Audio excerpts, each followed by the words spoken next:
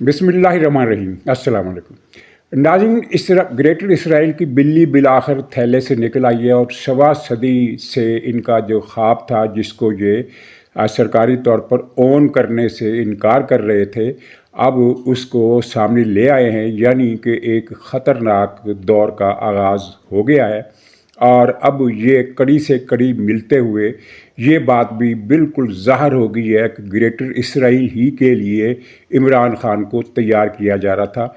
ये सारी कड़ियाँ मिल गई हैं। इस पर हम कुछ बात करेंगे। अगर तफसील से बात की तो ये कोई 1 घंटा लग जाएगा, लेकिन मैं कोशिश करूँगा कि इसको 15-16 मिनट में निपटा दूँ। और इसके अलावा PTI को पाकिस्तान में हाथी के 2 अंडे मिल गए हैं, और जो इस बात को ज़ाहिर करते हैं कि हर तरफ से नाउमीदी और मायूसी के बादलों ने इनके जहन पर मनफी असर डाला है।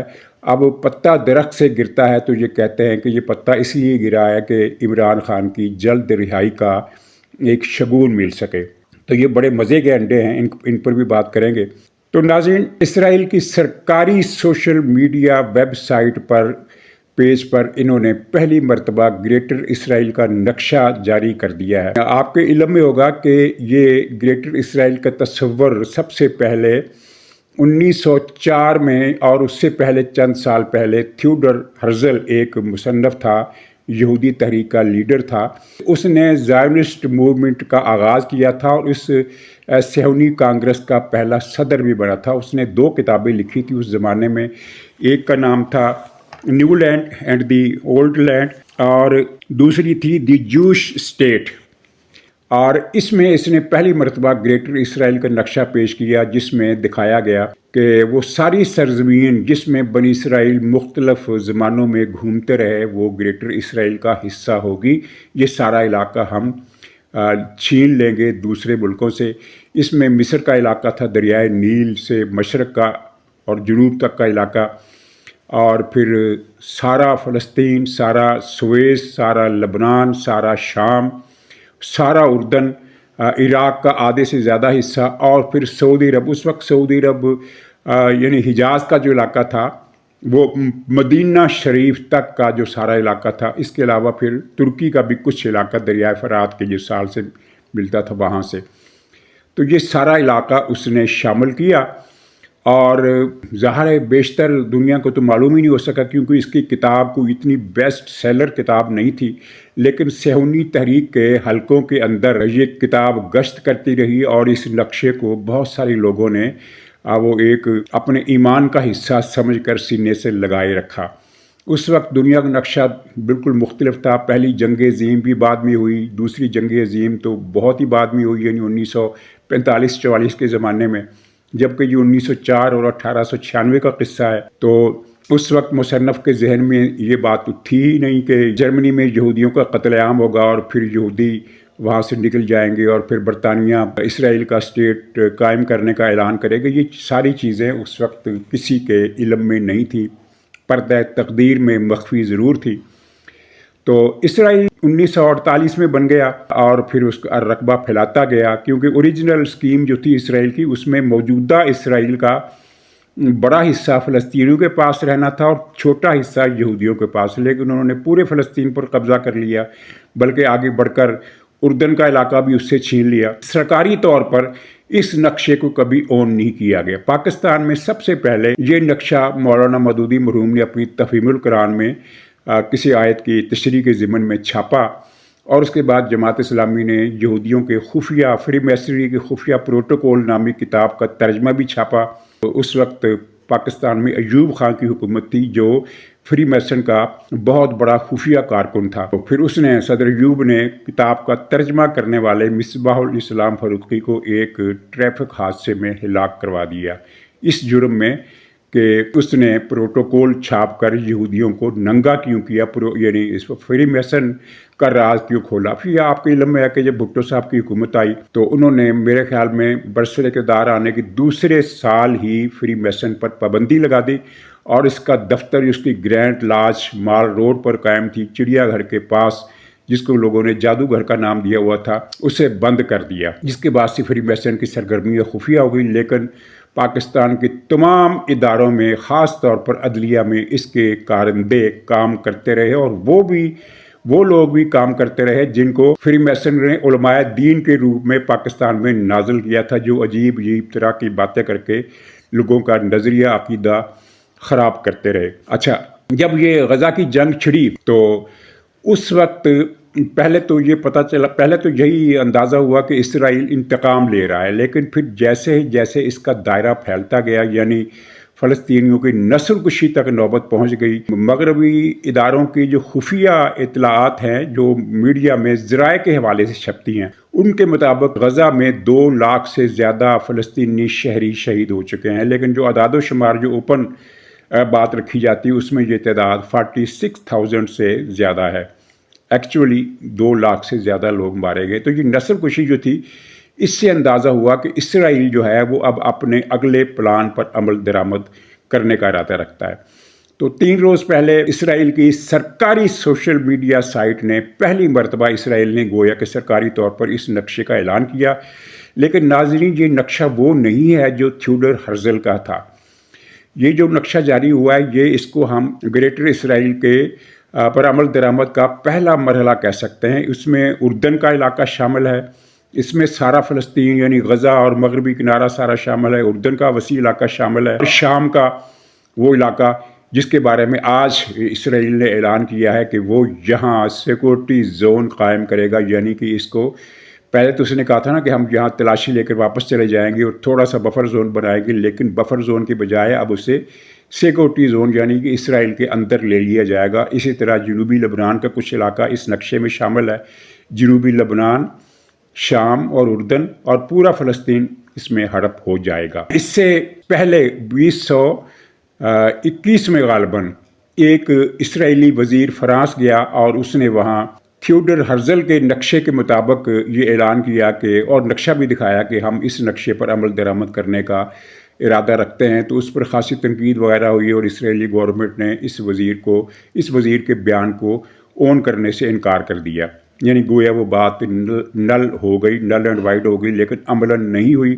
اور اس کے بعد آپ کو یاد ہوگا میں نے اس پر 1-2 پروگرام بھی کیے تھے کہ جنوری 2023 میں ایک اسرائیلی مصنف ہے ایوی لپکن نے تھیوڈر ہرزل کا نقشہ بنا کر لہرایا اور ایک ویڈیو بنائی، اور اس نے یہ اعلان کیا کہ ہماری سرحدیں نیل سے فرات تک اور شامی ترکی بارڈر سے لے کر حجاز تک، مدینہ شریف تک ہوں گی، اور اب اس منصوبے پر عمل کرنے کا وقت آ گیا ہے۔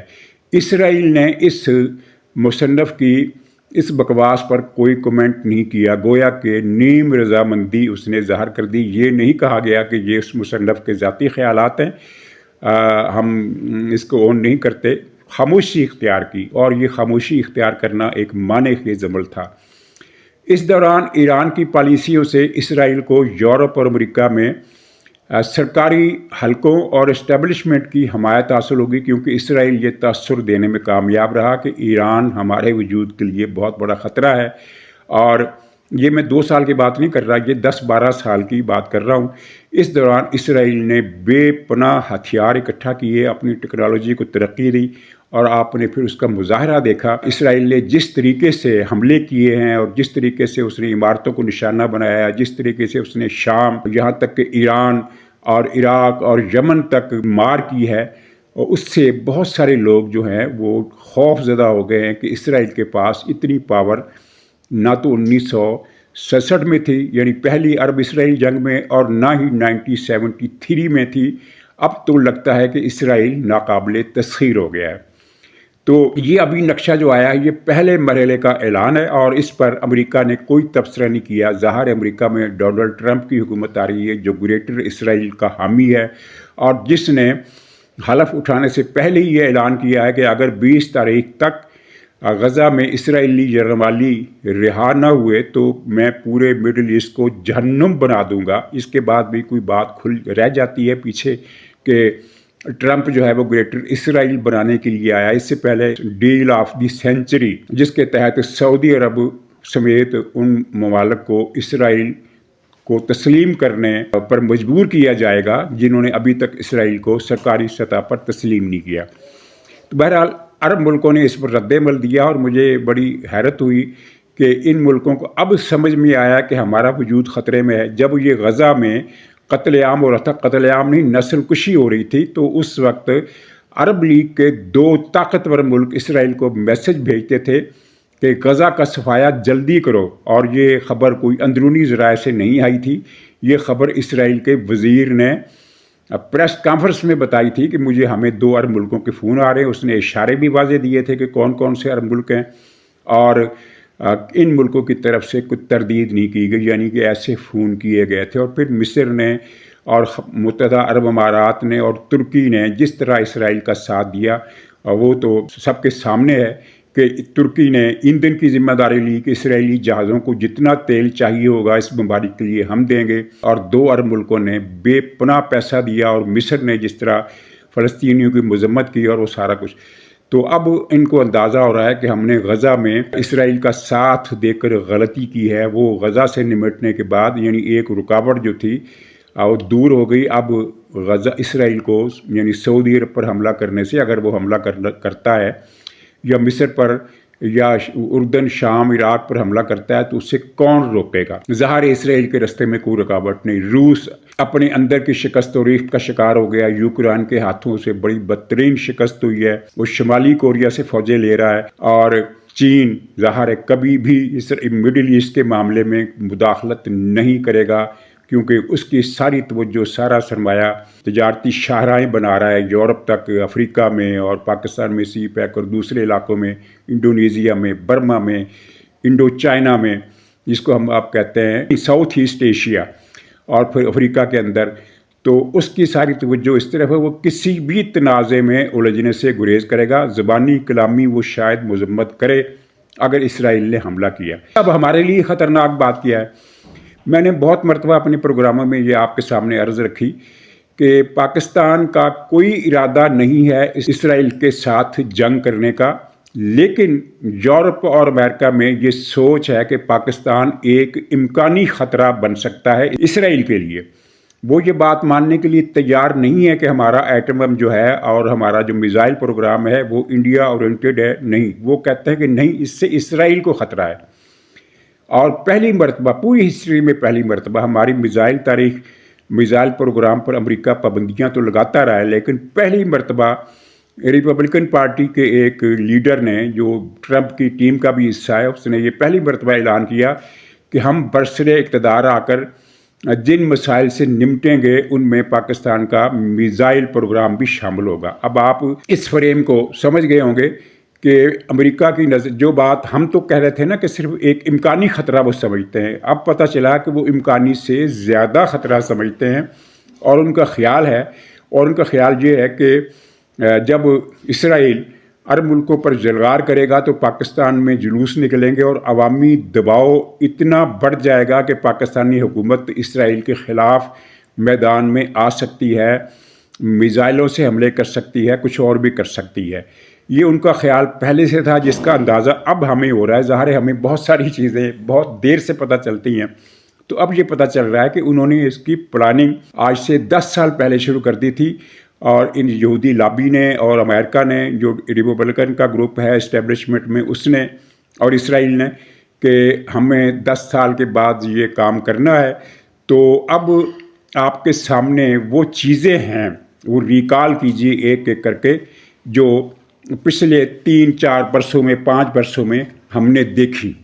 2014 میں اسرائیل کے اس پلان کا عمل درآمد شروع ہوا عمران خان کے دھرنے کی صورت میں، اور اس میں جنرل باجوہ اور جنرل فیض اور جنرل غفور، اور یہ جنرل کیا نام ہے اس کا جو اب سعودی عرب بیٹھا ہوا ہے، راحیل شریف، جس کا نام لوگوں نے ریال شریف رکھا ہوا ہے، یہ چاروں اس سازش میں ملوث تھے۔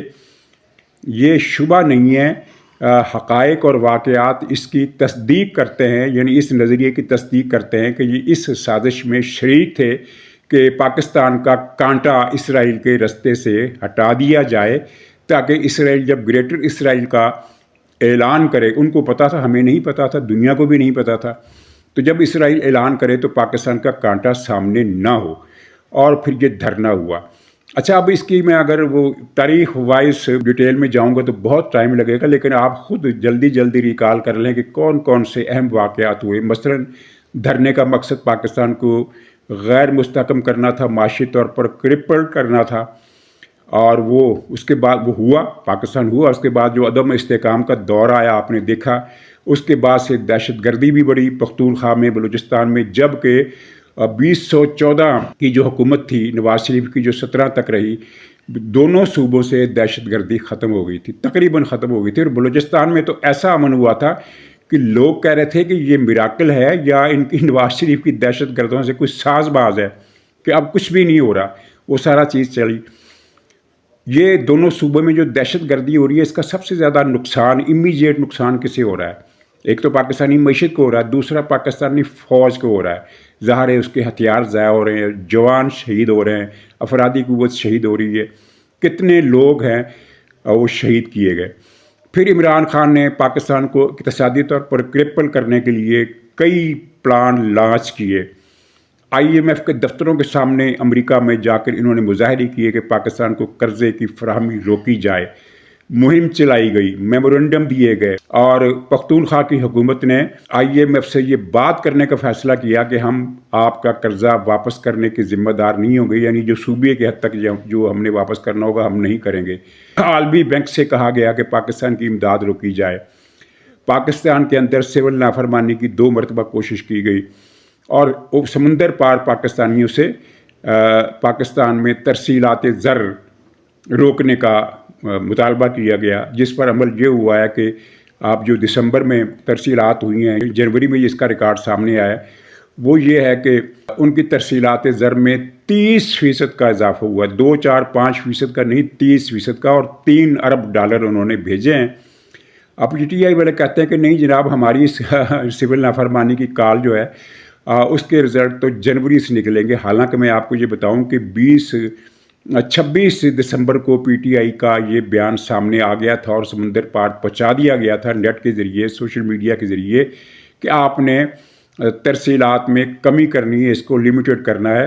اور اس کے بعد پھر پورا مہینہ دسمبر کا، یہاں تک کہ 20 دسمبر کو حتمی کال انہوں نے دی کہ بالکل آپ نے یہ ترسیلات زر نہیں دینی، لیکن وہ ترسیلات زر میں اضافہ ہو گیا۔ اچھا، یہ سارے اقدامات، پھر آپ یہ دیکھیے کہ پرسوں جو لکی مربت میں واقعہ پیش آیا، پاکستان کے ایٹمی ادارے کے 16 اہلکار TTP نے، جو PTI کا بازوئے بارود زن ہے، اس نے اغوا کر لیے۔ یہ کیا انڈیکیشن ہے؟ اور پھر آپ دیکھیے کہ امریکہ کی کانگریس ہو یا برطانیہ کی پارلیمنٹ کے رکن ہو، جو بھی یہودی ہیں، یہودی نواز ہیں، زائونسٹ ہیں، پرو اسرائیل ہیں، پرو انڈیا ہیں، صرف وہی ارکان کانگریس، وہی ارکان پارلیمنٹ عمران خان کے لیے تڑپ رہے ہیں۔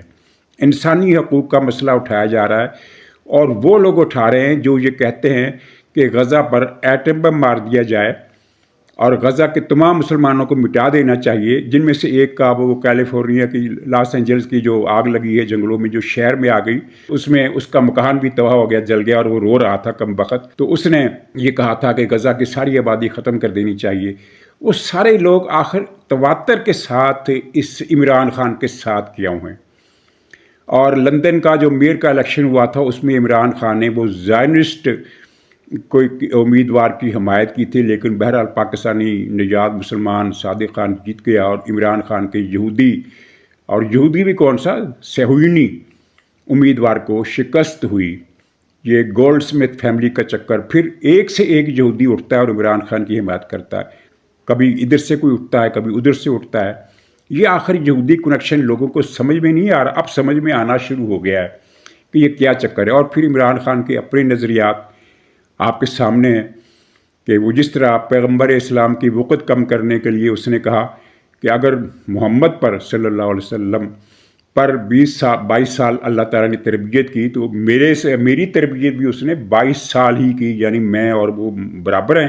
اور PTI کے لوگوں نے اس بات پر تائید کی اور داد دی۔ اور پھر بہت سارے واقعات ہیں، آپ خود ریکال کر لیجئے، ریکارڈ میں موجود ہیں، یہ سارے لنک اب اسٹیبلش ہو رہے ہیں اچھی طرح، اور کڑی سے کڑی مل رہی ہے، راز کھل رہے ہیں، گتھیاں سلجھ رہی ہیں کہ عمران خان نیتن یاہو کا کرائے کا ٹٹو ہے جسے گریٹر اسرائیل کے رستے صاف کرنے کے لیے پاکستان کا کانٹا نکالنے کے لیے یہودیوں نے اور امریکہ کی یہودی لابی اور اسٹیبلشمنٹ کا ایک جز اس کے پیچھے ہے، اور یہ سارا کچھ ان کے لیے ہو رہا ہے۔ تقدیر میں کیا لکھا ہے ہم نہیں جانتے، لیکن جو سامنے کی بات ہے وہ یہ ہے کہ اسرائیل اس وقت اس کے پاس جو گن پاور ہے، جو بارود کی طاقت ہے، وہ بے پناہ ہے، اور کوئی مسلمان ملک اس کے سامنے کھڑا ہونے کی جرت نہیں رکھتا۔ لیکن انہیں خطرہ ہے کہ پاکستان کھڑا ہوگا، اس لیے پاکستان کا بیڑا غرق کرنے کے لیے یہ سارے ایجنٹ چھوڑے گئے۔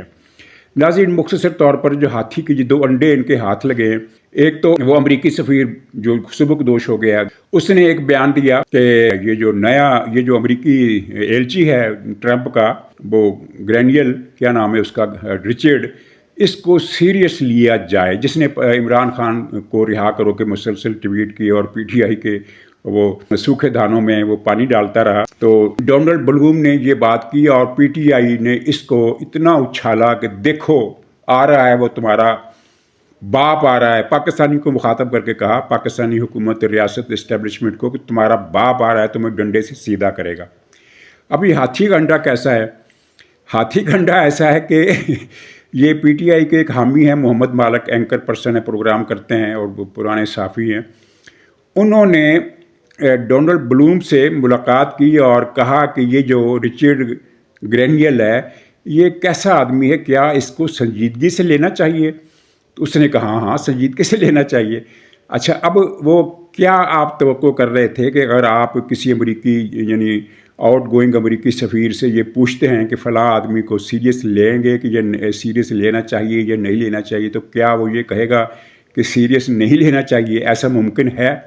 کسی بھی ملک کے سفیر کے لیے، اپنے کسی ملک کے سیاستدان کے لیے کوئی ایسی بات کر سکتا ہے چاہے وہ دل سے اسے کچھ بھی سمجھتا ہو؟